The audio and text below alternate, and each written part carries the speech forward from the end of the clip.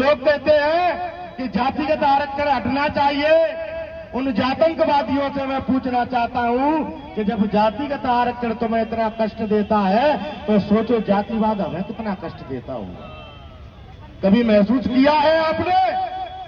एक बार कहीं पर जाके एक दलित बनकर अपनी पहचान छुपाकर एक मोहल्ले में रहकर देखना, और यदि वास्तव में तुम 1 महीना वहां पर दलित बनकर हिम्मत कर जाओगे रहने की, तो मान जाएंगे कि वास्तव में तुम मुख पुत्र नहीं हो, इस भूमि के पुत्र हो। इस बात को ध्यान रखना, भारत के पुत्र हो। तो लोग आज माननीय चंद्रशेखर आजाद जी पर तरह तरह की बातें करते रहते हैं।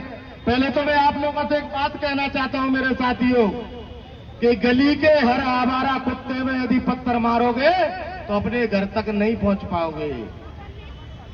क्या कुछ समझ में आया क्या?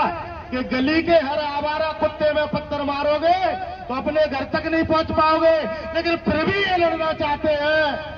तो मैं इनसे कहता हूं कि आप अपने पुरखों का इतिहास देख लेना, अपने बच्चों को बता देना, और हमारा इतिहास देख लेना। हम पढ़ते भीमराव की तरह हैं और लड़ते भीमा कोरेगांव की तरह। इस बात को ध्यान रखना।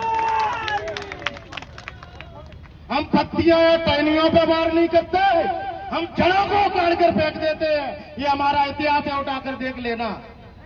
लेकिन मेरे सम्मानित साथियों, आज हमें ये जो धरना प्रदर्शन करना पड़ रहा है कि मंडल आयोग की जो बची हुई 38 सिफारिशें हैं उन्हें लागू किया जाए, ये हमारे राष्ट्रीय अध्यक्ष आदरणीय चंद्रशेखर साहब ने 7 अगस्त को उत्तर प्रदेश से ऐलान किया था।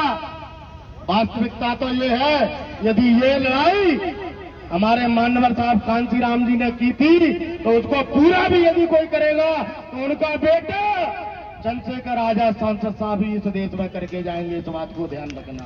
चंद्रशेखर भैया जिंदाबाद। क्योंकि अपने बाप दादाओं की और पुरखों की विरासत को अगर कोई आगे बढ़ाता है तो उनका बेटा ही बढ़ाता है, आस पड़ोस का नहीं बढ़ाता है। इस बात को ध्यान रखना है।